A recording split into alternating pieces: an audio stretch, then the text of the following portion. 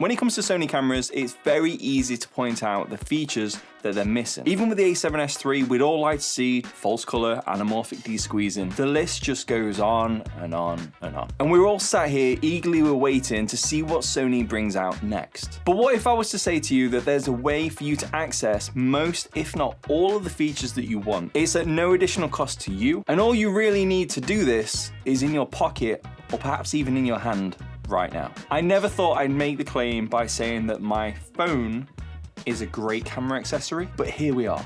Recently, there's been an update to Sony's mobile apps, and there's one that allows us to access most of the features that we want to see on the newer Sony cameras. And honestly, it's made my Sony a7S III and the rest of my Sony cameras so much better.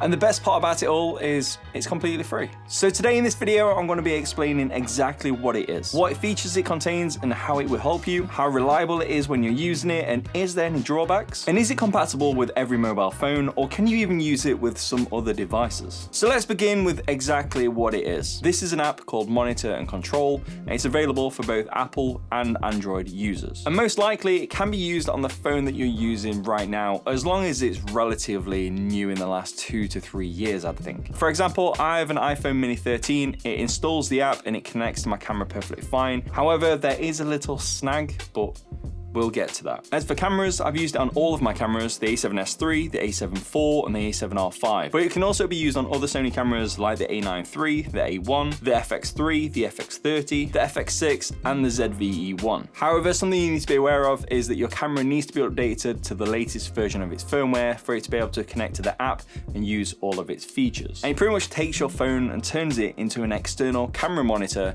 but with a load of features that you can access on it. And most likely it can be installed into the phone you're using right now. Speaking of features, when you connect your phone to the camera and you start monitoring what your camera can see, you can also see the settings for ISO, white balance, shutter speed, picture profile, the list goes on. But because this isn't just a standard video feed from the HDMI socket in your camera, you actually can change these settings from your phone. But this is where it gets really exciting in my opinion. Recently I've been using a Sony anamorphic lens, and the color, the image, everything about that lens is just fantastic. It's genuinely the real deal. The only problem with these anamorphic lenses though is that when you view the footage back, your footage never really looks right. And that's because the anamorphic lens that I've got will squeeze the footage from a 2.8:1 aspect ratio down to a 16:9, which your camera will normally record in. Quite simply, it's like everyone's faces are just squished together like this, and it's not pleasant.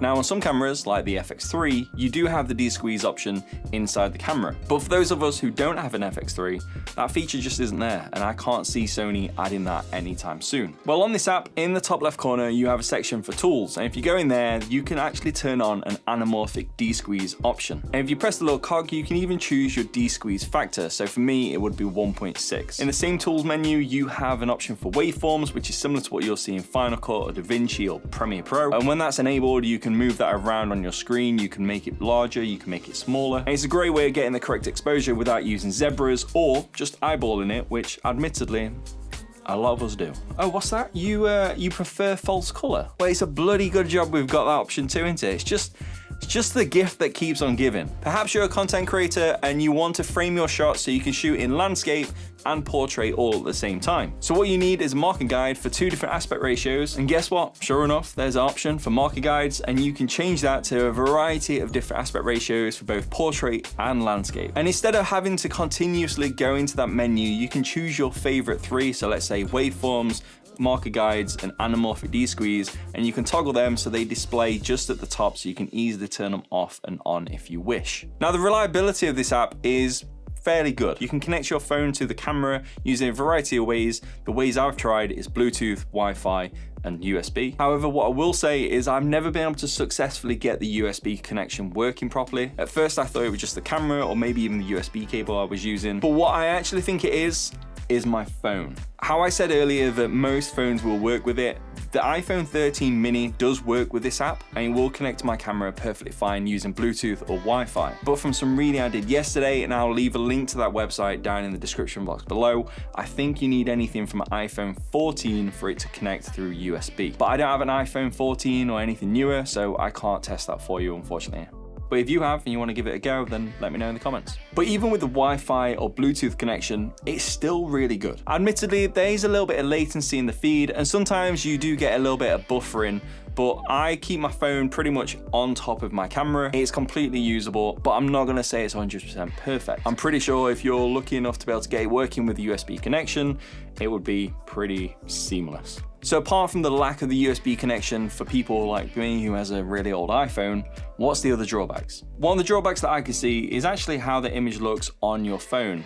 But let me explain. When most of us are using cameras for video, we're normally shooting in a flat picture profile, such as S-Log3. And on most, if not all the Sony cameras, you can toggle a monitoring LUT so you can see what your image will look like once it's been converted to Rec. 709 from S-Log3. Because as we know, S-Log3 looks really flat and lifeless. But on the app, from what I can see anyway, there's no way of adding that monitoring LUT to the footage that you see. Nor can you choose your own monitoring LUT like you can on some of the actual external monitors, such as the Ninja 5. Depending on what lens you use with your camera, there is an option for you to pull focus on the app. And it may sound exciting at first for something like that to be on the app, but realistically, is it just a gimmick? In my opinion, from a practical standpoint, it's not something you would ever use if you were just using the camera on your own. If you're wanting to use manual focus on a lens to get a desired effect, it would make more sense to use a physical follow focus dial control. But what if you're working in a team of people and maybe you're manning the camera and you've got someone else pulling focus for you? In that situation,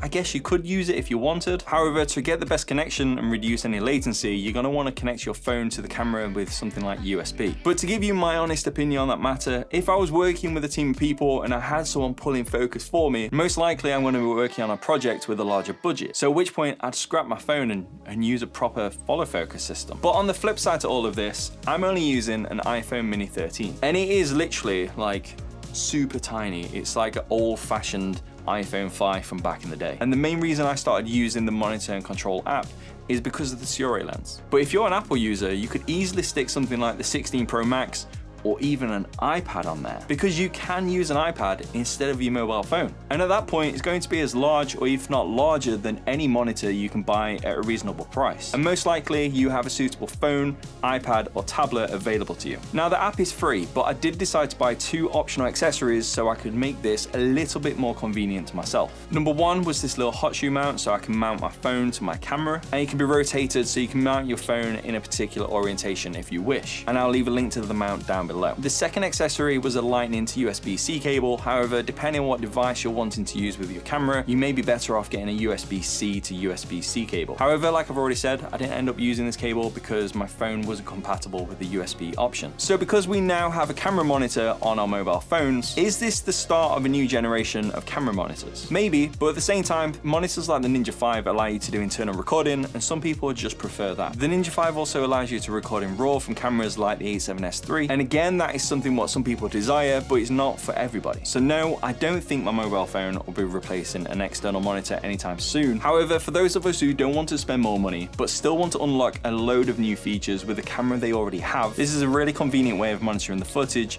and being able to access features that we don't have on our Sony cameras without spending anything extra. So over to you. Do you think this will be something that you use with your Sony camera? Do you think it'll be something that you use instead of an external monitor, or do you think it's a bit of a gimmick? Let me know down in the comments. So now we have anamorphic de-squeezing available to us, it's time to go out there and buy an anamorphic lens. Trust me, it'll change your life. You will never look back. And you can find this out for yourself by watching this video right here. I'll see you soon.